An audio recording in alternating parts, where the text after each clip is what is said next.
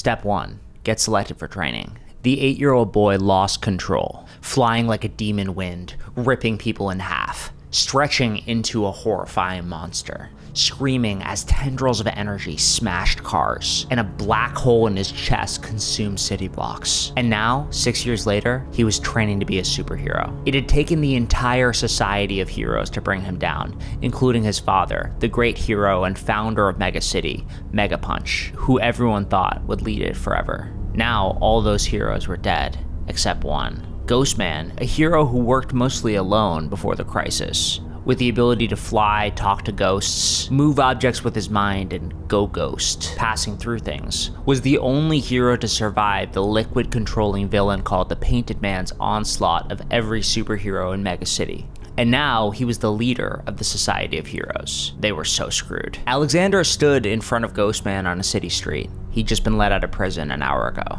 Their training began immediately. I want you to understand something. Yeah? If you lose control again, I will put you right back in that cell. I know you think I can't do it because you're stronger than me, but I've beaten way worse threats than you. I will break you if you break your promise. Got it? The power inside Alexander flickered. His eyes glowed. Ghostman phased through him, pinned his arms behind his back with psychic energy, and pushed him into the dirt, stepping on his face. Got it? Yes, Uncle Ghosty. First lesson. If you're on the team, we use code names only. You'll get a code name when you're ready. Ghostman kicked off the ground and flew into the sky. Okay, let's begin. Step 2. Stop a crime without hurting anybody. Ghostman flew through the sky. He scanned Mega City. The city was pretty safe before when there were so many heroes, but now it was only a matter of time before he lost control. Bzoom! Alexander flew past him. God, that kid was fast. It feels so good to fly again, Uncle Gus. Ghostman. Right. First step of training is stopping a crime without hurting anybody. Let's start with something basic, like, oh my god! On the beach, a monster with shark skin was dragging a bleeding woman towards the ocean. It was Sharktooth, a serial killer Ghostman had been dealing with for years. He always slipped out of his fingers before he could catch him for good. You gotta be kidding me. Don't crash into anything when I'm gone. I'll deal with him and then we... No, if I beat him, I make it to the next step, right? It's not that. Zoom. Alexander zoomed past him and headed towards the beach. Hey! Ghostman flew after him. Sharktooth threw the woman on the ground. He was about to take a bite out of her arm when boom! Alexander punched him into the sand. I got him! The people looked at Alexander in horror. What? Blood poured out of his head. Oh. Alexander knelt down next to her. I can fix that. Let me... Get away from me, you freak! The woman held her injuries and scooted away from him on the sand. People took out their phones and started filming. Ghostman landed next to Alexander. What happened to not hurting anybody? I just hit him as hard as I... Ghostman put his hands out. Okay, nothing to see here, folks. This was a mass murderer and medical personnel are on there. Why'd you let that freak out of jail? Where's Mega Punch? Alexander tried to help the bleeding woman up, but she spit in his face. Come on, kid. Ghostman tried to pull Alexander away, but he flew in the opposite direction, across the ocean, away from Mega City, across the waves. He'd been wearing his father's old costume. It was too big for him. He took it off and threw it in the ocean. At least in prison, no one hated him to his face. Kid. Ghostman flew up out of the water, holding the soaked costume. I told you to stay back. That guy killed people. I just killed him and they were scared, kid. And we had a deal you weren't gonna kill anyone. I didn't mean to kill him. I just hit him as hard as I could and I know. Ghostman ran his hand through his hair. I'm not good at this. Look, let's just move on to step 3. Meet the team. What team? Isn't everybody dead? Not everybody. Step 3. Get approval from the team and continue your training. This place is garbage. You've been living here. Dr. Insane, the superhero doctor who cheated death for hundreds of years and uses black magic to heal heroes and villains alike, looked around Ghostman's disgusting detective's office. It's temporary.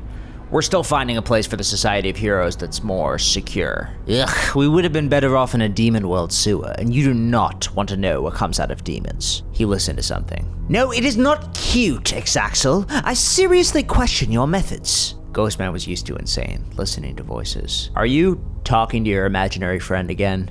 He's not imaginary! He's a complex source of my magic that Fine.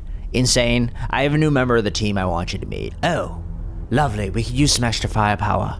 Alexander, wearing his father's soaked costume, walked into the room. Are you out of your mind? We need new members on the... No, absolutely not. Put him back in prison right now. He needs to get on the team. We don't have a lot of options. Do you know how many patients I had after his little black hole stunt in the center of the city? I lost control. Insane. Just approve him for now, and if he makes it through training, we can decide then. Did he complete step 2? Sort of.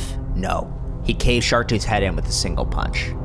The doctor's face darkened. He was known to heal anyone, hero or villain. He'd healed Sharktooth a dozen times. He killed people. What was I supposed to— Exaxel, give me a spell to take the air out of the child's lungs. What? No! Dr. Insane slapped himself in the face. Insane? Ghostman grabbed Dr. Insane's shirt, but it was too late. Step 4. Train against team members. Alexander couldn't breathe. He fell to his knees, gasping for air. Ghostman lifted Dr. Insane in the air with telekinesis. Insane, put the spell off right now. Alexander was suffocating. He tried to fly away, tried to use his strength. Nothing. Alexander never knew his power was tied to the air he breathed. Without air, he was powerless. That's how his father died, fallen to the liquid villain, drowned. Why should I? If the young master believes we should just kill anyone who does harm, I'm only following his logic. Alexander's face went purple.